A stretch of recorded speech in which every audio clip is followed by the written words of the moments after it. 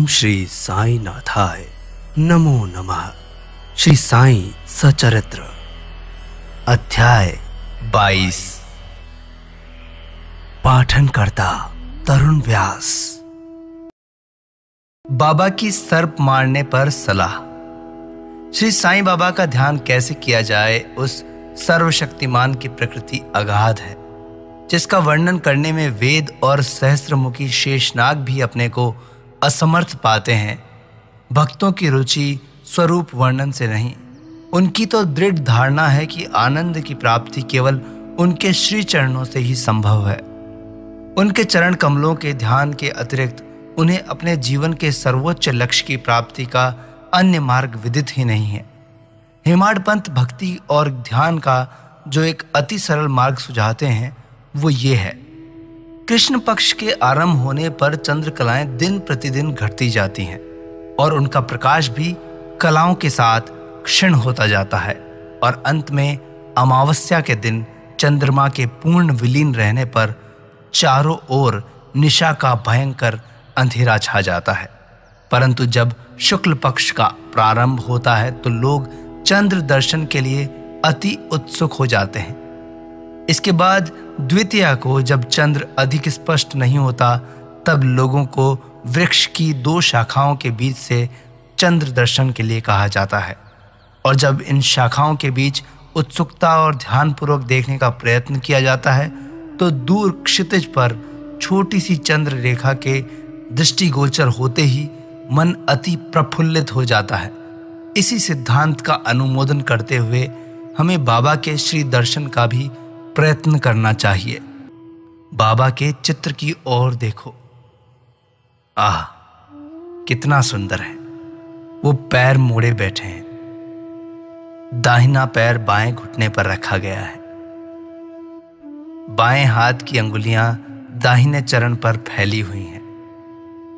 दाहिने पैर के अंगूठे पर तर्जनी और मध्यमा अंगुलियां फैली हुई है, और इस आकृति से बाबा समझा रहे हैं कि यदि तुम्हें मेरे आध्यात्मिक दर्शन करने की इच्छा हो तो अभिमान शून्य और विनम्र होकर दो उंगलियों के बीच से मेरे चरण के अंगूठे का ध्यान करो। तब कहीं तुम उस सत्य स्वरूप का दर्शन करने में सफल हो सकोगे। भक्ति प्राप्त करने का ये सबसे सुगम पंथ है। आप एक क्षण भी साईं बाबा की जीवनी का अवलोकन करें। साईं बाबा के वास से ही शिरडी तीर्थ स्थल बन गया। चारों ओर से लोगों की भीड़ वहां प्रतिदिन बढ़ने लगी। धनी और निर्धन सभी को किसी न किसी रूप से लाभ पहुंच रहा है। बाबा के असीम प्रेम और उनके अद्भुत ज्ञान भंडार और सर्वव्यापकता का वर्णन करने की सामर्थ्य किसे है? धन्य तो वही है जिसे कुछ अनुभव हो चुका है। कभी कभी वो ब्रह्म में निमग्न रहने के कारण दीर्घ मौन धारण कर लिया करते थे। कभी कभी वो चैतन्य घन और आनंद मूर्ति बनकर भक्तों से घिरे हुए रहते थे। कभी दृष्टांत देते तो कभी हास्य विनोद किया करते थे। कभी सरल चित्त रहते हुए तो कभी क्रुद्ध भी हो जाया करते थे। भक्तों को उनके मुखमंडल के अवलोकन, वार्तालाप करने और लीलाएं सुनने की इच्छाएं सदा अतृप्त बनी रहती थी। फिर भी हम फूले नहीं समाते थे। जल वृष्टि के कणों की गणना की जा सकती है। वायु को भी चर्म की थैली में संचित किया जा सकता है, परंतु बाबा की लीलाओं का कोई भी अंत नहीं पा सकता। अब उन लीलाओं में एक लीला का यहाँ दर्शन करते हैं। भक्तों के संकटों को घटित होने के पूर्व ही बाबा उपयुक्त अवसर पर किस प्रकार उनकी रक्षा किया करते थे। श्री बाबा साहब मीरीकर सरदार काका साहब के सुपुत्र और कोपर गांव के मामलतदार थे। एक बार दौरे पर चितली जा रहे थे। तभी मार्ग में साईं बाबा के दर्शनार्थ शिरडी पधारे। उन्होंने मस्जिद में जाकर बाबा की चरण वंदना की और सदैव की भांति स्वास्थ्य और अन्य विषयों पर चर्चा की। बाबा ने उन्हें चेतावनी देकर कहा, जहां तुम बैठे हो वहीं द्वारका माई है। जो उसकी गोद में बैठता है वो अपने बच्चों के समस्त दुखों और कठिनाइयों को दूर कर देती है। ये मस्जिद माई परम दयालु है। सरल हृदय भक्तों की तो वो माँ है और संकटों में उनकी रक्षा अवश्य करेगी। जो उसकी गोद में एक बार बैठता है उसके समस्त कष्ट दूर हो जाते हैं। जो उसकी छत्र छाया में विश्राम करता है उसे आनंद और सुख की प्राप्ति होती है। और इस बात कहने के उपरांत बाबा ने उन्हें उदी देकर अपना वरद हस्त उनके मस्तक पर रखकर आशीर्वाद दे दिया। जब श्री बाला साहब जाने के लिए उठ खड़े हुए तो बाबा बोले, क्या तुम लंबे बाबा से परिचित हो? और अपनी बाईं मुट्ठी बंद कर उसे दाहिने हाथ की कोहनी के पास ले जाकर दाहिने हाथ को सांप के सदृश हिलाकर बोले, वो अति भयंकर है, परंतु द्वारका माई के लालों का वो कर ही क्या सकता है। जब स्वयं द्वारका माई उनकी रक्षा करने वाली है तो सर्प की सामर्थ्य ही क्या है। वहां उपस्थित लोग इसका अर्थ और मिरिकर को इस प्रकार चेतावनी देने का कारण जानना चाहते थे, परंतु बाबा से पूछने का साहस किसमें था।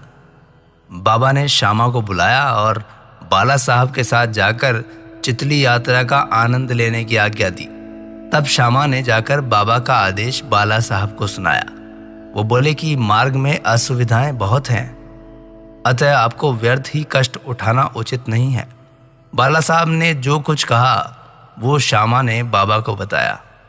तब साईं बाबा बोले, अच्छा ठीक है ना, ठीक है, न जाओ। सदैव उचित अर्थ ग्रहण कर श्रेष्ठ कार्य करना चाहिए। जो कुछ होने वाला है सो तो होकर ही रहेगा। बाला साहब ने पुनः विचार कर श्यामा को अपने साथ चलने के लिए कहा। तब श्यामा पुनः बाबा की आज्ञा प्राप्त कर बाला साहब के साथ रवाना हो गए। वो 9 बजे चितली पहुंचे और मारुति मंदिर में जाकर ठहरे। ऑफिस के कर्मचारीगण अभी तक नहीं आए थे, इस कारण वो यहाँ वहाँ की चर्चाएं करने लगे। बाला साहब दैनिक पत्र पढ़ते हुए चटाई पर शांतिपूर्वक बैठे थे। उनकी धोती का ऊपरी सिरा कमर पर पड़ा हुआ था और उसी के एक भाग पर एक सर्प यानी सांप बैठा हुआ था। किसी का भी ध्यान उधर नहीं था। वो सीसी करता हुआ आगे रेंगने लगा। ये आवाज सुनकर चपड़ासी दौड़ा और लालटेन लेकर आया। सर्प को देखकर वो सांप सांप कहकर उच्च स्वर में चिल्लाने लगा। तब बाला साहब अति भयभीत होकर कांपने लगे। श्यामा को भी आश्चर्य हुआ। तब वो और वहां ठहरे अन्य लोग धीरे से हटे और हाथ में लाठियां ले ली। सर्प धीरे धीरे से कमर से नीचे उतरने लगा और जैसे ही वो नीचे उतरा तब लोगों ने उसका तत्काल ही प्राण अंत कर दिया। जिस संकट की बाबा ने भविष्यवाणी की थी वो टल गया और साईं चरणों में बाला साहब का प्रेम दृढ़ हो गया। बापू साहेब बूटी। एक दिन महान ज्योतिष श्री नाना साहब डेंगले ने बापू साहेब बूटी से कहा, आज का दिन तुम्हारे लिए अत्यंत अशुभ है और तुम्हारे जीवन को संकटप्रद भी है। यह सुनकर बापू साहब बड़े अधीर हो गए। जब सदैव की भांति वो बाबा के दर्शन को गए तो बोले, ये नाना क्या कहते हैं? वो तुम्हारी मृत्यु की भविष्यवाणी कर रहे हैं, परंतु तुम्हें भयभीत होने की किंचित मात्र भी आवश्यकता नहीं है। इनसे दृढ़तापूर्वक कह दो, अच्छा देखें काल मेरा किस तरह से अपहरण करता है। जब संध्या समय बापू अपने शौच गृह में गए तो वहां उन्हें एक सर्प दिखाई दिया। उनके नौकर ने भी सर्प को देख लिया और उसे मारने को एक पत्थर उठाया। बापू साहब ने एक लंबी लकड़ी मंगवाई, परंतु लकड़ी आने से पूर्व ही वो सांप दूरी पर रेंगता हुआ दिखाई दिया और तुरंत ही दृष्टि से ओझल हो गया। बापू साहब को बाबा के अभयपूर्ण वचनों का स्मरण हुआ और बड़ा ही संतोष हुआ। अमीर शक्कर की कथा। अमीर शक्कर कोरले गांव का एक निवासी था जो कोपरगांव तालुके में है। वो जाति से कसाई था और बांद्रा में दलाली का धंधा किया करता था। वो प्रसिद्ध व्यक्तियों में से एक था। एक बार गठिया रोग से अधिक कष्ट पा रहा था। जब उसे खुदा की स्मृति आई तब काम धंधा छोड़कर वो शिरडी आया। तब बाबा ने उसे चावड़ी में रहने की आज्ञा दी। चावड़ी उस समय एक अस्वास्थ्यकारक स्थान होने के कारण इस प्रकार के रोगियों के लिए सर्वथा अयोग्य थी। गांव का कोई अन्य स्थान भी उसके लिए बेहतर होता, परंतु बाबा के शब्द तो निर्णयात्मक और मुख्य औषधि स्वरूप होते थे। बाबा ने उसे मस्जिद में न आने दिया और चावड़ी में ही रहने की आज्ञा दी। वहां उसे बहुत लाभ हुआ। बाबा प्रातः और सायंकाल चावड़ी से निकलते थे और एक दिन के अंतर से जुलूस के साथ वहां आते और वहीं विश्राम किया करते थे। इसलिए अमीर को बाबा का सानिध्य सरलता पूर्वक प्राप्त हो जाया करता था। अमीर वहां पूरे 9 मास रहा। जब किसी अन्य कारणवश उसका मन उस स्थान से ऊब गया, तब एक रात्रि वो चोरी से उस स्थान को छोड़कर कोपर गांव की धर्मशाला में जाकर ठहर गया। वहां पहुंचकर उसने एक फकीर को मरते हुए देखा जो पानी मांग रहा था। अमीर ने उसे पानी दिया, जिसे पीते ही उसका देहांत हो गया। अब अमीर किंग कर्तव्य विमूढ़ हो गया और उसे विचार आया कि अधिकारियों को इसकी सूचना दे दूं तो मैं ही इस मृत्यु के लिए उत्तरदायी ठहराया जाऊंगा और प्रथम सूचना पहुंचाने के नाते मुझे इस विषय की अधिक जानकारी होगी। सबसे प्रथम मैं ही पकड़ा जाऊंगा। तब बिना आज्ञा शिरडी छोड़ने की उतावली पर उसे बड़ा पश्चाताप हुआ। उसने बाबा से मन ही मन प्रार्थना की और शिरडी लौटने का निश्चय कर उसी रात्रि बाबा का नाम लेते हुए पौ फटने से पूर्व शिरडी वापस पहुंचकर चिंता मुक्त हो गया। फिर वो चावड़ी में बाबा की इच्छा और आज्ञा अनुसार ही रहने लगा और शीघ्र ही रोग मुक्त हो गया। एक समय ऐसा हुआ कि अर्धरात्रि को बाबा ने जोर से पुकारा, ओ अब्दुल, कोई दुष्ट प्राणी मेरे बिस्तर पर चढ़ रहा है। अब्दुल ने लालटेन लेकर बाबा का बिस्तर देखा, परंतु वहां पर कुछ भी नहीं था। बाबा ने ध्यानपूर्वक सारे स्थान का निरीक्षण करने को कहा और वो अपना सटका भी जमीन पर पटकने लगे। बाबा की ये लीला देखकर अमीर ने सोचा कि हो सकता है कि बाबा को किसी सांप के आने की आशंका हुई हो। दीर्घ काल तक बाबा की संगति में रहने के कारण अमीर को उनके शब्दों और कार्यों का अर्थ समझ में आ गया था। उन्होंने अपने बिस्तर के पास कुछ रेंगता हुआ देखा। तब उन्होंने अब्दुल से बत्ती मंगवाई और एक सांप को कुंडली मारे हुए वहां बैठे देखा जो अपना फन हिला रहा था। फिर वह सांप तुरंत ही मार डाला गया। इस प्रकार बाबा ने सामयिक सूचना देकर अमीर के प्राणों की रक्षा की। हेमाड़ पंथ, बिच्छू और सांप।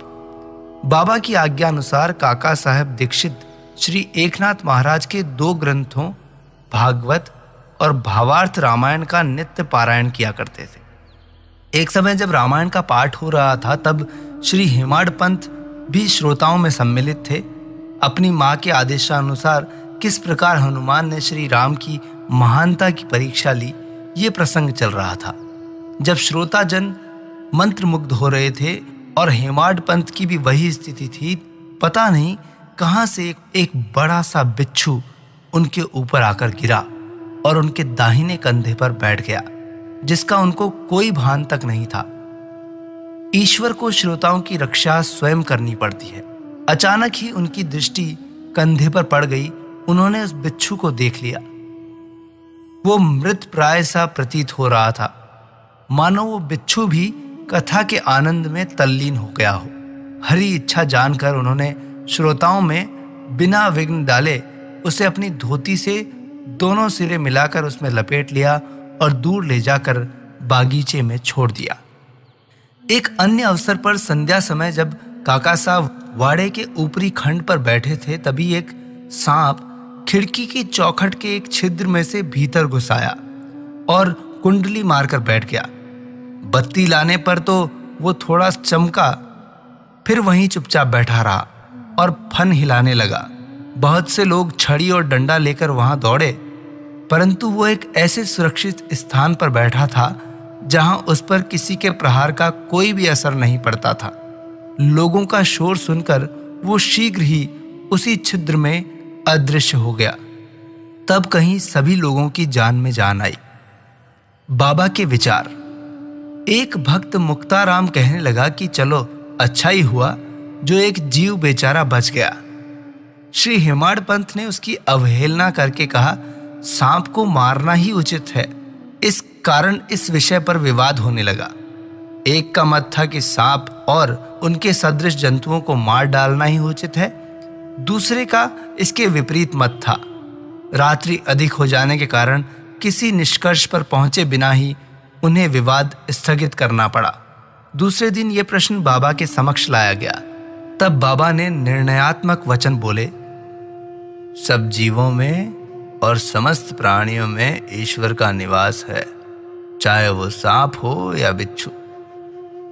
वो इस विश्व के नियंत्रण करता है और सब प्राणी सांप, बिच्छू इत्यादि उनकी आज्ञा का ही पालन करते हैं।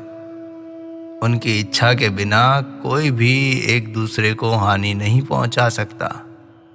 समस्त विश्व उनके अधीन है, स्वतंत्र कोई भी नहीं है।